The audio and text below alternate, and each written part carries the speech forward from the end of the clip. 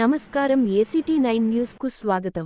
పెద్దపల్లి జిల్లా మందని మండల కేంద్రంలోని అంబేద్కర్ చౌరస్తాలో శనివారం బీఆర్ఎస్ పార్టీ నాయకులు రైతులకు మద్దతుగా నిరసన దీక్ష చేపట్టారు.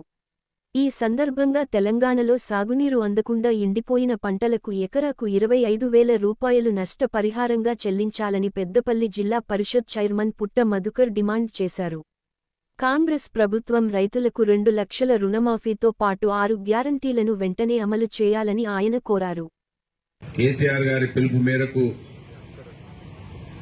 ఈరోజు మంథని అంబేద్కర్ చౌరస్తాలో ఈ కాంగ్రెస్ పార్టీ నిద్ర లేవాలని, దేశానికి అన్నం పెట్టే రైతును కాపాడాలని, రైతుల గురించి ఆలోచించాలని చేపడుతున్నటువంటి దీక్షలో పాల్గొంటున్న బీఆర్ఎస్ పార్టీ నాయకులందరికీ, కొంతమంది ఇక్కడ దూరం నుంచి కూడా ఈ దీక్షను చూస్తూ వాళ్ళు కూడా ఈ దీక్షకు మద్దతు పలుకుతున్న వాళ్ళందరికీ, పత్రికా విలేకరులందరికీ నమస్సుమాంజలు తెలియజేస్తూ, నిజంగా ఈ కంప్యూటర్ యుగంలో కూడా టీవీలు, పేపర్లు, మరి ఇన్ఫర్మేషన్ సంస్థలు లేనప్పుడు, చేతులలో సెల్ ఫోన్లు లేనప్పుడు, ఏ అబద్దాలైతే, ఏ మోసమైతే చేసి 76 సంవత్సరాలలో దాదాపు 60 సంవత్సరాల అధికారంలో ఉండి ఈ దేశాన్నే చీకట్లో పెట్టిన కాంగ్రెస్ పార్టీ అబద్దాల పునాదుల మీద అధికారంలోకి వచ్చి సెల్ ఫోన్లు చేతులలో ఉండంగా, ప్రపంచమంతా మన చేతులలో చూస్తుండగా కూడా ఈరోజు కూడా కాంగ్రెస్ అంటేనే మోసమని, కాంగ్రెస్ అంటేనే చీకటని, ఇంత పెద్ద ఈ వ్యవస్థలో కూడా అబద్దాలనే ఒక చట్టంగా మార్చి ఆశ పెట్టి అధికారంలోకి వచ్చి అదే ఆశలలో ప్రజలు బతకాలని, అంతే తప్ప ఇంకా మాకు ఎదురు రావద్దనే ఉద్దేశంతో వాళ్ళ కాంగ్రెస్ పార్టీ వాళ్ళు ముందుకు నడుస్తున్నటువంటి తీరును చూస్తూ ఉంటే, కాంగ్రెస్ కు సపోర్ట్ చేసినటువంటి వాళ్ళు, ప్రజాస్వామ్యవాదులు, కమ్యూనిస్టు పార్టీలు కూడా ఇవాళ ఉడుదులో పడ్డ ఎలుకలాగా వాళ్ళ ఆలోచనలు కనబడతా ఉన్నాయి. మరొక సిపిఐ అయినా మాట్లాడిండు, మేమేం మాట్లాడో అర్థమైతలేదు, మేనగోడలను పెళ్లి చేసుకున్నట్టు మా కథ నడుస్తా ఉన్నది అన్నాడు. మేనగోడలు పెళ్లి చేసుకుంటా అంటే అర్థమైంది కదా, అక్క బిడ్డను ఏమనరాదు అంటే ప్రమాదము. ఆ విధంగా ఇలా కమ్యూనిస్టు పార్టీల ఆలోచనలు ఆ విధంగా ఉన్నాయి. నిజంగా ముఖ్యమంత్రి రేవంత్ రెడ్డి గారు ఎట్లయితే ఉన్నారో వాళ్ళ మంత్రివర్గ సహచరులు కూడా అదే విధంగా మాట్లాడుతూ ఉన్నారు. ముఖ్యమంత్రి రేవంత్ రెడ్డి గారు అయితే చాలా పెద్ద పెద్ద మాటలు మాట్లాడిండు. కేసీఆర్ గారిని అయితే ముఖ్యమంత్రిగా ఉన్నప్పుడు తెలంగాణ సాధించినటువంటి వ్యక్తి, వయసులో చాలా పెద్దవాడైనా చూడకుండా అనేక గలీజ్ మాటలు అన్నాడు. 2 పంటలు రెండు పంటలకి రైతు బంధు ఇస్తున్నావు, 3వ పంటే తీయవా దద్దమ్మవు నువ్వు అన్నాడు. ఇవాళ రేవంత్ రెడ్డి గారు ఒక్క పంట కూడా రైతు బంధు చక్కగా వేయలే, రుణమాఫీ చేయలే. ఆ ఇద్దరు పెద్ద మనుషులు బ్యాంకులకు పోయేస్తారు. మన సమ్మన్న పెద్ద మనిషి పేరేంది, ఊరట పుట్టబాక రాములు ఇప్పుడు ఆంధ్ర బ్యాంకు నుంచి బయటికి వెళ్తాడు. నేను ఇంతకుముందు ఆ బ్యాంకులకు పోతే చెప్తుండు, బంగారం కుదబెడుతున్నావు ఎందుకు పెద్దన్న అంటే, ఏం చేయమంటావు, బ్యాంకులకు పోయేస్తారు, ఎప్పుడు రుణం తీసుకుంటున్నామని చెప్తా ఉన్నాడు. పంట పోతుంది, భూమి పోతుంది అని అంటున్నది అవ్వ. అంటే ఇవాళ మంత్రివర్గం కూడా ఈ నియోజకవర్గానికి సంబంధించినటువంటి ఎమ్మెల్యే మేము చెప్పినాం వర్షాలు పడ్డాయి, మీరు వర్షాలు పడలేదు అంటున్నారు. వాతావరణ శాఖ ద్వారా రిపోర్ట్ తెప్పించుకున్నాం, వర్షపాతం ఎక్కువ ఉన్నది ఆగస్టు, సెప్టెంబర్, జులైలో అని చెప్పినాం. అంటే దాన్ని పెడచెవున పెట్టి నిన్న ప్రెస్ మీట్ లో కూడా మాట్లాడుతున్నారు. మేము అనేక విషయాలు చెప్తున్నాం, అయినా కూడా వాళ్ళ అబద్దాలు మాత్రం ఆడతలేరు. ఇక్కడ చూడండి, ఆయనే ఆ రోజు వర్షాలలో జులైలో 31 జులై ఆగస్టులో నీళ్లలో తిరిగి కన్నీళ్లు పెట్టుకున్నాడు. పాపం కన్నీళ్లు పెట్టుకుంటే పాపం నమ్మిన రైతులు, అబ్బా కాంగ్రెస్ వాళ్ళు మా కోసం వచ్చిందని అన్నారు. సంవత్సరం గడవలే, జులై రాలేదు, వర్షాలు పడలేదు అంటున్నాడు. అంటే ఇంతకన్నా అబద్దం ఇంకెక్కడైనా ఉంటుందా? ఒకసారి రైతులు, ప్రజలు ఆలోచించాలి.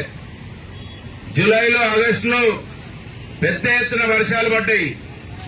బొక్కల వాగులో చెక్ డ్యాంను, ఆ చెక్ డ్యాం వల్లనే మంత్రులకు నీళ్లు వచ్చినాయని చాలా చదువుకోని వాళ్ళు మాట్లాడినట్టుగా మాట్లాడిండు మన మంత్రి ఎమ్మెల్యే. ఇవాళ అదే చెక్ డ్యాం బతికిస్తున్నది మా ఎగ్లాస్పూర్ రైతులను.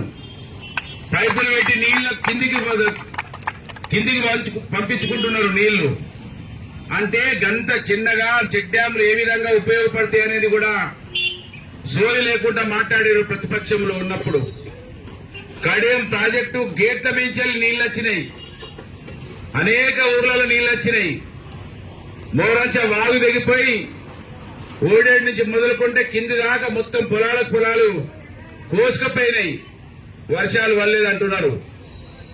అంటే అబద్దాలు ఏ విధంగా ఆడుతున్నారో ఒకసారి మనకు అర్థం చేసుకోవాలి. వాళ్ళు ఏ విధంగా ఇవాళ అనేక మంది రైతు సంఘం నాయకులని పెద్ద పెద్ద మాటలు మాట్లాడారు కాంగ్రెస్ వాళ్ళు, ఇవాళ కనబడతలేరు. కేసీఆర్ వస్తున్నాడంటే ఎల్లంపల్లి మోటార్లు చాలు చేసిండ్రు, మళ్ళీ ఇవాళ బంద్ చేసిండ్రు. అంటే ఎంతసేపు కేసీఆర్ గారిని బదనాం చేయాలి, ఆ రోజు టీఆర్ఎస్ పార్టీని బదనాం చేయాలి, అంతేగాని ప్రజలను, రైతులను రక్షించాలని లేదు, సోయి లేదు. ఇవాళ మంత్రి ఒక పక్కకు, ముఖ్యమంత్రి ఒక పక్కకు, రైతులు ఇంత కష్టాలలో ఉండి పంటలు ఎండిపోతున్నాయని సోషల్ మీడియాలో రోజు ఏడుస్తుంటే మా సూర్యాపల్లి సీను నిన్న కూడా మళ్ళీ ఏడుచుకుంటా వీడియో పెట్టిండు. ఏడుస్తుంటే ఇవి పట్టించుకోకుండా నిజంగా ముఖ్యమంత్రి ఐపీఎల్ మ్యాచ్లు చూడొచ్చా? ఇప్పుడు నిన్న ముఖ్యమంత్రి ఐపీఎల్ మ్యాచ్ చూస్తా ఉన్నాడు, మొన్న హోలీ సంబరాలు చేసుకుంటా ఉన్నాడు. ఇక్కడ ఉన్నటువంటి ఎమ్మెల్యేలు కనీసం నీళ్ల గురించి ఒక అధికారులతోటి మీటింగ్ పెట్టి ఎన్నడూ కూడా వాళ్ళను పర్యవేక్షించలేదు. ఎల్లంపల్లి నీళ్లు మంచిర్యాల ఎమ్మెల్యే మోటార్ లాంచ్ చేసి తీసుకుంటున్నాడు, కానీ మంత్రి ఎమ్మెల్యే మాత్రం మనకు నీళ్లు తీసుకొస్తలేడు. ఈ విధంగా వాళ్ళ వ్యవహార శైలి ఉన్నది. మా ఏగోల శంకర్ అంటున్నాడు, మేము ఆ రోజు తిరిగినాం, శంకర్ లాలు మేమంతా కలిసి తిరిగినాం అంటున్నాడు. కానీ ఇవాళ నేను ఇక్కడ పుట్టి ఇక్కడ పెరగడమే నా తప్పని అనేక మీటింగులలో చెప్పినా. ఇక్కడ పుట్టి ఇక్కడ పెరగడం వలన ఆకలి తెలిసి, కష్టం తెలిసి కనుక గిరి అంబేద్కర్ చౌరస్తాలో ఆడుకున్నాం కనుక కష్టాలు తెలిసి స్పందిస్తే అర్థం కాలేదు. ఇవాళ నాయకులు నీళ్ల కోసం తిరుగుతలేరు, నాయకులు ఒక్కొక్క దానికి ఒక్కొక్కరు ఇన్ఛార్జ్ చేసుకున్నారట. తమ్ముని నాయకత్వంలో అన్న హైదరాబాద్ ను వెళ్తాడు, అక్కడ ఇండస్ట్రీస్, ఐసీలలో మళ్ళీ వచ్చేసరికి 200 కోట్ల 300 కోట్ల పెట్టాలి, ఆయన అక్కడ సంపాదించుకోవాలి. ఇక్కడ తమ్ముని నాయకత్వంలో ఇక్కడ ఇన్ఛార్జీలు వేసుకున్నారట. ఒకరేమో బెల్లంకు ఇన్ఛార్జ్ అట, ఒకరేమో స్క్రాప్ కు ఇన్ఛార్జ్ అట. నిన్నటి వరకు ఇసుకకి ఇన్ఛార్జ్ ఉండే, ఇప్పుడు ఇసుకను బంద్ చేసిరో మరి ఆగుతుందో లేదో తెలియని ఓడేడు, సోమనపల్లి ఇసుకలకు కొంతమంది ఇన్ఛార్జ్ అట. పోలీస్ స్టేషన్లకు కూడా కొంతమంది ఇన్ఛార్జీలు వేసుకున్నారట. పోలీస్ స్టేషన్ల పైరవీలకు కూడా కొంతమంది తమ్ముని నాయకత్వం ఇన్ఛార్జీలు వేసుకున్నారు. వాళ్ళు కాలువల మీద తిరగరు, ఇన్ఛార్జీలు వేసుకొని ఇక్కడ వీళ్లు దోసుకోవాలి, అక్కడ ఆయన దోసుకోవాలి, మళ్ళీ ఎన్నికలకు 200 కోట్లు 300 కోట్లు పట్టుకొని రావాలి. ఆ పనిలో ఉన్నారు వాళ్ళు, అందులో నిమగ్నమైండ్రు. కనుక ఒక్క రోజు కూడా ఇటువంటి సోయి ఆ రోజు నీళ్లలో తిరిగినట్టు కాలువల మీద వాళ్ళు ఒక్కసారన్నా తిరిగితే రైతులు బతికే వాళ్ళు, పంటలు చేతికొచ్చేటివి, రైతులు బాగుపడితే మా ముత్తయ్య చెప్పినట్టు మళ్ళా వీళ్ళు ఇచ్చే పైసల కోసం చూడరని, రైతులు బాగుపడకుండానే చూస్తేనే మళ్ళీ 5 సంవత్సరాలకోసారి మేము ఏదో ఇస్తే ఆశపడటానికి గిట్లనే ఉండాలని ఇవాళ కాంగ్రెస్ పార్టీ మీది నుంచి కింది దాకా గట్లనే అహంకారంతో ఉన్నారు. పోయినసారి 7 నెలల వర్షాలలో వెళ్ళిన నాయకులు వర్షాలు పడతలేవు అంటుంటే ఇప్పటికైనా ప్రజలు అర్థం చేసుకోవాలి, రైతులు అర్థం చేసుకోవాలి. రైతులకు అన్నిచ్చి ఆదుకున్నటువంటి ప్రభుత్వాన్ని పక్కకు పెడితే ఎంత గోసొచ్చిందో అర్థం చేసుకోవాలి. ఇవన్నీ కాడ అర్థం మనం చేసుకోకుండా మళ్లీ వాళ్ళు తెలంగాణను కర్ణాటకను ఎట్లనైతే మోసం చేసినమో అట్లనే దేశాన్ని మోసం చేయడానికి ఇక్కడనే మళ్ళా సభ పెట్టి మళ్ళా 5 హామీలని మళ్ళా మన తెలంగాణకి వచ్చిర్రు. మనం కర్ణాటక వాళ్ళు చెప్తే నమ్మలే. మేము కరోచెల్ల దగ్గర మారుతినగర్ పోయినాం.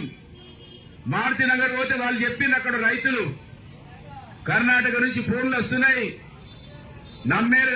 నమ్మేరు సుమా కాంగ్రెస్ పార్టీని, నమ్మితే నట్టేట ముస్తారు, మేము అరిగోసపడుతున్నామని చెప్పిండ్రు అని మారుతినగర్ వాళ్ళు అన్నారు. అక్కడ రైతులు వచ్చి మొత్తుకున్నారు, మనం పట్టించుకోలేదు. ఇవాళ బెంగళూరులో చూస్తే అక్కడ ఉప ముఖ్యమంత్రి ఇంట్లోనే బోర్లు ఎత్తిపోయినాయి, డీకే శివకుమార్ ఇంట్లో ఆ విధమైనటువంటి పరిస్థితులు. బెంగళూరులో నీళ్లు లేవు. ఇప్పటికే కరీంనగర్ లో రోజు వచ్చే నీళ్లు దినం తప్పిడి దినం వస్తున్నాయి. ఎల్ఎండి పక్కకు ఉన్నటువంటి కరీంనగర్ లో దినం తప్పిడి దినం వస్తున్నాయి. మళ్లీ అనౌన్స్ చేస్తున్నారట రాబో రోజులలో 2 రోజులకోసారి 3 రోజులకోసారి ఇస్తామని. వీళ్ళ తెలివి తక్కువ తనానికి ఇవి నిదర్శనం. గనక మనం ఆలోచించకుండా గట్టనే వాళ్ళు చెప్పినట్టు తింటే మోసపోతాం. కనుక జాగ్రత్త పడాలి. ఈ నియోజకవర్గంలో కొంతమంది యువకులు చాలా అనేక విషయాలు మాట్లాడిండ్రు. వీళ్ళొక్కరిని కాదు ముంచేది, అన్ని వర్గాలను ముంచుతున్నారు. నిన్న కేసీఆర్ గారు చెప్పిండ్రు ఎట్లా 4,000 ఇస్తా అని మోసం చేసిండ్రు. ఇంతకుముందు మా ఏటరావు అన్నాడు, ఉరుకోర్రి 2 లక్షలు తెచ్చుకోండి, సర్కార్ సవాల్ 9 తారీఖు నాడు సంతకం పెడతా, అన్ని మాఫ్ చేస్తా. బ్యాంకుల వాళ్ళు నోటీస్ ఇస్తున్నారు, దాని గురించి స్పందన లేదు.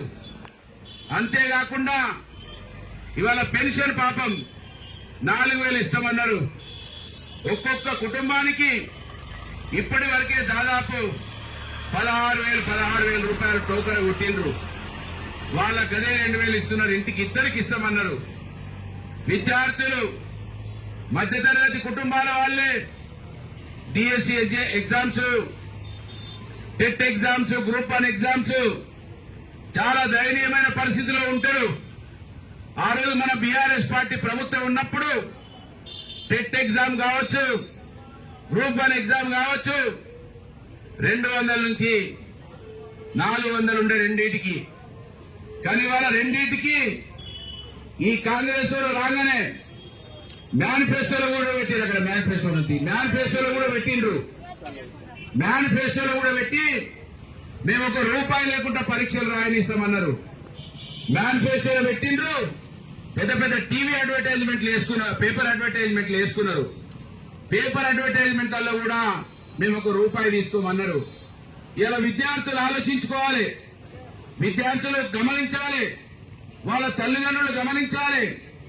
ఇప్పటి వరకు వీళ్ళు ₹2,000 ఎగ్జామ్ కోసం పెట్టిండ్రు. 200 ఉన్నదాన్ని ₹2,000 చేసిండ్రు. ఆ 2,000 చేయడం వలన ఇప్పటి వరకు 80,000 మంది దరఖాస్తులు చేసుకున్నారు.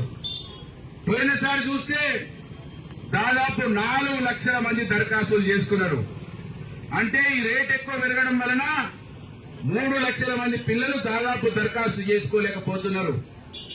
ఆ విధంగా ఈ కాంగ్రెస్ పార్టీ చదువుకునే పిల్లలు రేపు ఉద్యోగాల కోసం పరీక్ష రాయాలంటే వాళ్ళకు కూడా ఫీజులు పెట్టిండ్రు.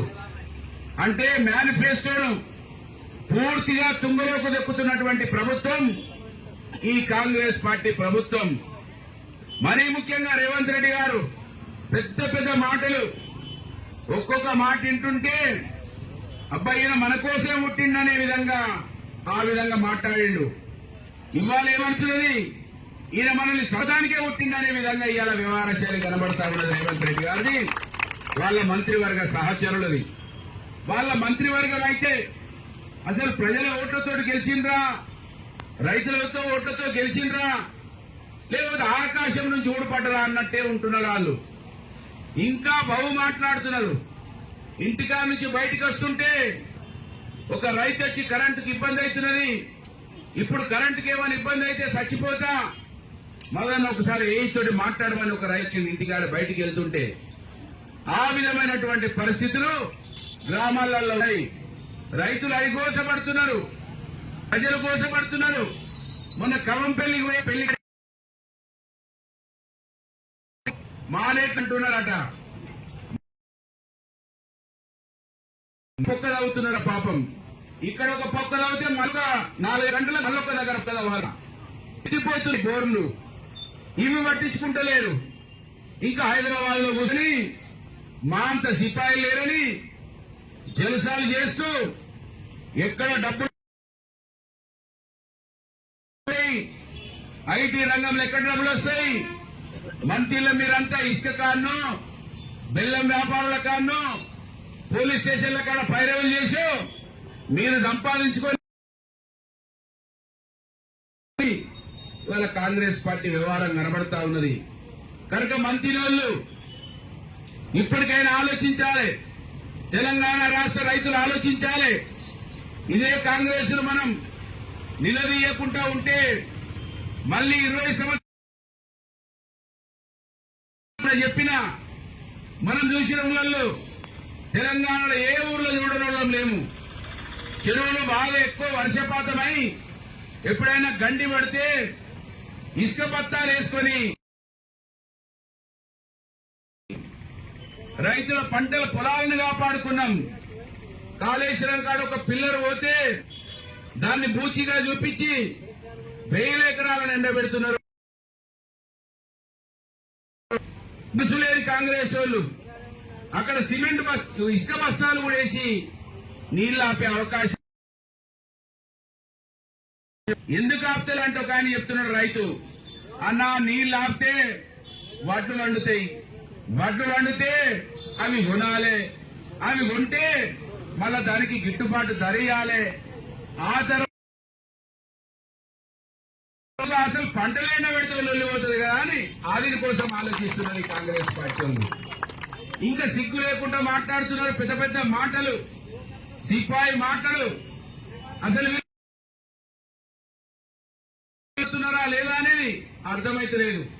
ఏ సెల్ ఫోన్లనైతే వాడుకొని ఏ సెల్ ఫోన్లలో అయితే అబద్దాలు ఆడిండ్రో అదే సెల్ ఫోన్లలో రోజు ఏడుస్తున్నారు రైతులు. యాదవ్ ఉంటాడు, జైపాల్ యాదవ్ ఏమో మైపాల్ యాదవ్, ఆయనకు భూపాల్పల్లి రైతు రెడ్డి సాబ్ ఫోన్ చేసిండు. మైపాలు యూట్యూబ్ ఛానల్ నింపుతీవి కదా, కాంగ్రెస్ ఓటేయమంటే కదా, ఇప్పుడు ఏమైంది నా రైతు బంధు ఇవాళ ఆయన వెనుకకు వచ్చిందిగా. ఇక కాంగ్రెస్ పార్టీని నమ్మితే నేను కూడా మోసపోయినా మైపాల్ యాదవ్ కూడా కొంచెం ఆలోచనకు వచ్చినట్టు కనబడతా.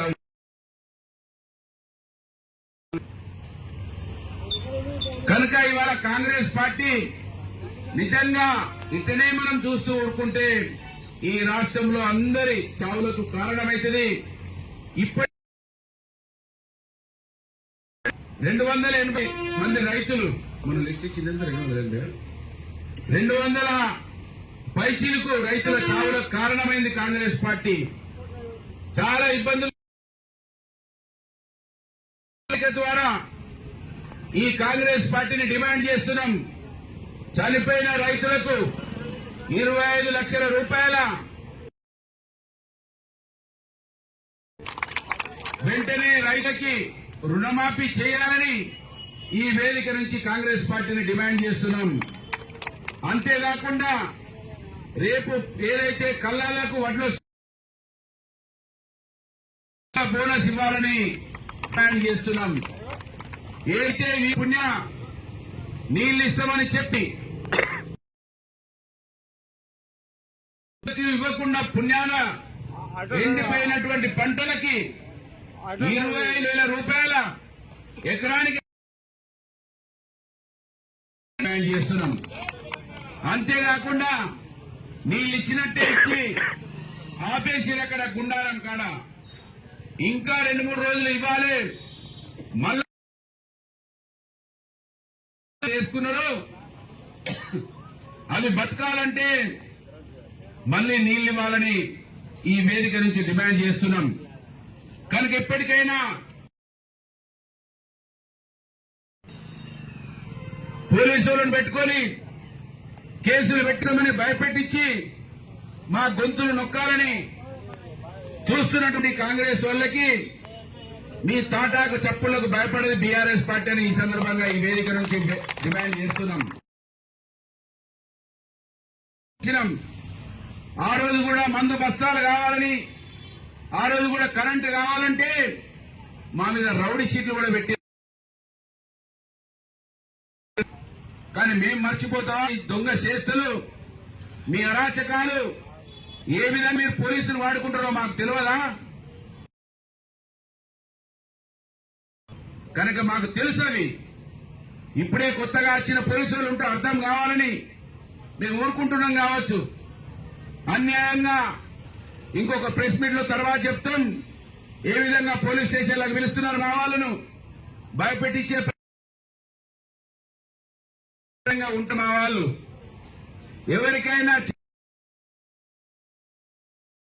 పుట్టమనే విషయం మా కార్యకర్తలకు తెలుసు. తప్ప బిఎస్ పార్టీ పుట్టమదు జనకడనే విషయాన్ని గమనించాలి. రేపే కథం చేస్తాం, పుట్టమదును చంపి పడేస్తాం. పుట్టమదును నాకు ఏ ఎస్టీ తెలియదు, ఏదో ఎస్టీ స్టార్ట్ అయిందట. ఇవాళ ప్రజలు ఏదైతే 10 ఏళ్ల కింద ఒక ఇల్లు కూలిందో మళ్ళా 10 ఏళ్ల తర్వాత ఇల్లు కూలిపోతా ఉన్నాయి. ఆ సేల్ ట్యాక్సులు, జీఎస్టీలు మళ్ళా మొదలైనాయి. నేను అక్కడ ఏది ప్రాజెక్టుల ఫ్యాక్టరీల దగ్గర దోసుకుంటా, మీరు ఇక్కడ ప్రజల దగ్గర దోసుకోండి అని లైసెన్స్ ఇచ్చిపోయింది ప్రజలతో గెలిచినటువంటి వ్యక్తి. కనుక ఇవన్నీ కూడా ప్రజలు ఆలోచించాలి. మళ్ళా కాంగ్రెస్ వచ్చింది, అరాచకాలు మొదలైనవి. మాలాంటి వాళ్ళు గొంతులు ఎరస్తామని, మా దగ్గర ఆళ్ళున్నారు ఇల్లున్నారు, రేపో మాపో కథం చేస్తామని మాకు సందేశాలు పంపిస్తా ఉన్నారు. మాజీలు ఉన్నారు, రౌడీలు ఉన్నారు, బిడ్డ జాగ్రత్త అని సందేశాలు పంపిస్తున్నారు.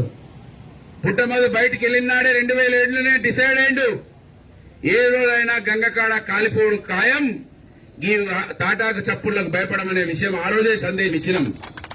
కనుక ఖచ్చితంగా కేసీఆర్ గారి నాయకత్వంలో ఇవాళ ఈ వేదిక నుండి ఈ నియోజకవర్గ కాంగ్రెస్ కావచ్చు, రాష్ట్ర కాంగ్రెస్ కావచ్చు, డిమాండ్ పెడుతున్నాం. ప్రజలను, రైతులను కాపాడమని డిమాండ్ పెడుతున్నాం. తక్షణమే మీ అసమర్థత వలన, మీ తెలివి తక్కువ తనం వలన పంటలు ఎండిపోయినాయి గనక ఇవన్నిటిని కూడా ఆదుకోవాలని డిమాండ్ చేస్తూ ఈ కార్యక్రమంలో ఇంత ఎండలో కూడా పాల్గొని ఈ రాష్ట్ర ప్రభుత్వానికి మెడలు వంచడానికి ఇక్కడికి వచ్చేసిన మీ అందరికీ ఖచ్చితంగా మనం ప్రజల పక్షాన పోరాటం చేయడానికి వాళ్ళు మనకు ఆదేశం ఇచ్చిండ్రు, మనకు అధికారం ఇవ్వలే, ప్రతిపక్ష హోదానిచ్చిండ్రు. దాన్ని సంపూర్ణంగా నిర్వహించి ప్రజల విశ్వాసాన్ని పొంది ఈ ప్రభుత్వం మెడలు వంచడానికి ప్రయత్నం చేయాలని కోరుతూ ఈ కార్యక్రమాన్ని దిగ్విజయం చేయడానికి విచ్చేసిన మీ అందరికీ బీఆర్ఎస్ పార్టీ నియోజకవర్గ ఇన్ఛార్జిగా హృదయపూర్వకంగా ధన్యవాదాలు తెలియజేస్తూ ముగిస్తా ఉన్నాను. జై తెలంగాణ, జై కే